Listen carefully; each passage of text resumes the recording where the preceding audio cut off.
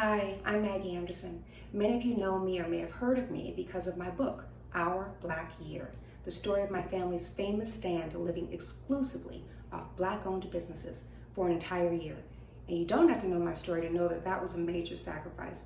No Black-owned spot for my children's clothes and shoes, no grocery store for 5 months out of the year. We were threatened, got hate mail, trolled so hard by racists. Watched so many awesome businesses we loved fail totally due to lack of support. My mother, Luisa Maria, was diagnosed with pancreatic cancer just before we took our year-long stand. Then she suffered the whole year through so she could live long enough to see us finish it. But as painful as that year was, it was even more powerful. My family made history that year. We proved with our stand that 1 million new American jobs could be created. We could curb crime and poverty. Our neighborhoods would be cleaner and safer, and our community could be more prepared for and actually protect itself from racist systems, structures, and stereotypes. If just some of us would buy Black a little bit more, everything would change. We proved we can fight back against racism and inequality and injustice. We fight back by buying Black. So now, 10 years later, I am hoping we can make history again. Let's make 2020 our nation's Black year, the year of Black-owned businesses. And let's start with the industry created by us and for us, Black Hair Care. I'm announcing and asking you to accept the Black-owned Hair Care and Beauty Supply Store Challenge. Black-owned Hair Care Challenge for short. Madam C.J. Walker, the mother of the Black hair care industry, funded the NAACP and the National Conference on Lynching. This industry, these entrepreneurs, gave us the hope, the pride, the unity, and the money to fight our oppressors. They funded our civil rights movement. They built up the community, the banks, the businesses, the churches, and the schools. All those jobs, hundreds of billions of dollars, dreams and intergenerational compounding wealth, gone now. We lost Black hair care. Well, we didn't actually lose it. It was stolen from us. A racist system and society would not stand for us to have that much power and pride and prosperity. It was stolen, but we left the door wide open and left the thieves a plate of milk and cookies to take on the way out. In 1986, Irving J. Botner, he was then the CEO of Revlon, was asked about competition from Black-owned firms in the Black hair care industry. Botner said to Newsweek, in the next couple of years, the Black-owned businesses will disappear. They'll all be sold to white companies. And he was right. We made him right. Sport and Wave, Less Jam, Carefree Curl, Dark and Lovely, Smooth and Shine, Dark and Natural, Stay Soft Fro. All those Black brands are owned by L'Oreal, a French company owned by Liliane Bettencourt, who died in 2017, the world's richest woman, worth over $44 billion. A couple years ago, Unilever put the nail in the coffin when they bought Sundial. The Nubian brands, that's all those Shea Moisture products. Africa's Best, African Essence, African Pride, basically anything with Africa in it, your best bet is that it's not Black-owned. All of the largest, most successful Black hair care brands and companies are no longer Black-owned. We gave it away, so let's take it back. It was ours to give away, and it's ours to take back, because we need all that pride and power and prosperity back.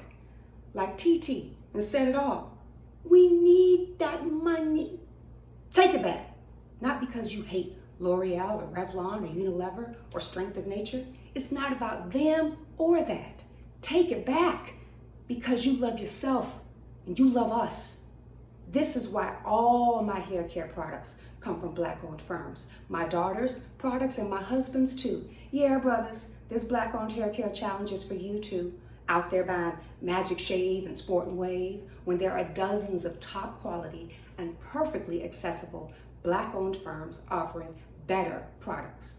So now, when I think about all that we used to have, when I think about how my people, many were business owners, were lynched and raped just because they gave our people a reason and the resources to fight on as business owners, when I think about what may have gone through George Floyd's mind as he was being killed by a racist and racism, how hopeless he must have been, I cannot even imagine not doing everything I can to convert my community's pain to power. How dare I spend my money now in a beauty supply store in a Black neighborhood that is owned by folks who don't and won't live in, hire in, much less invest in my community? How could I go to Lillian Betancourt for my hair care as I get cute to go march in the streets to prove how Black and proud I am? I want justice. I want power. I want change. My community has earned it with our blood and our brilliance. But I am not asking corporate America for it. I am not begging the government for it. I'm not holding my breath, waiting on Trump for it. I am looking for it here, now, in you. Let's unite like we did in the 50s and 60s.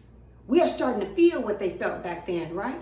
It's about time we feel what they felt and be like they were and fight like they fought and buy like they bought. We have to buy like they bought. This is what they would have wanted us to do. The day before he's murdered, in his famous mountaintop speech, Dr. King asked us to buy Black. King said, "We've got to strengthen Black institutions. I call upon you to take your money out of those banks downtown and deposit your money into Tri-State Bank. We want a bank-in movement, not just to sit in. We're just telling you to follow what we're doing. Put your money there. Put your money there." King said, put your money there. He challenged us. Dr. King told us to buy Black, and then he was killed the next day. And like King, I know I will die defending my right and my responsibility to buy Black. It is worth dying for. At a minimum, it's worth buying all my hair care products from Black-owned companies. This challenge, this small gesture of love and solidarity is the least you can do. And no racist, murdering cop, criminal justice system, educational system, or president can stop you. Accept the challenge.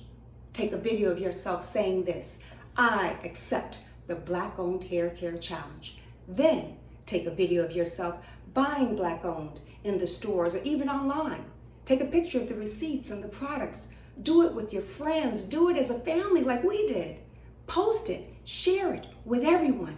Accept this challenge. Because caring ain't good enough.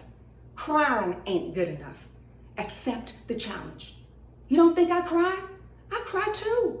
I cry for Garner. I cry for young Trayvon and cry for the 4 little girls in that Alabama church. I cry for George and Breonna, and I cry for Black Wall Street and Tulsa, for all those Walker agents who were robbed of their legacy in the industry they created, Black hair care. I cry about how terribly we disappoint them. I cry thinking our stand, our Black year 10 years ago, wondering, was it all in vain? I cry all the time, but don't just cry. Buy. Don't just cry. Buy. Accept this challenge. I'm challenging you, Kerry Washington. I saw you tweet, "Buy Black."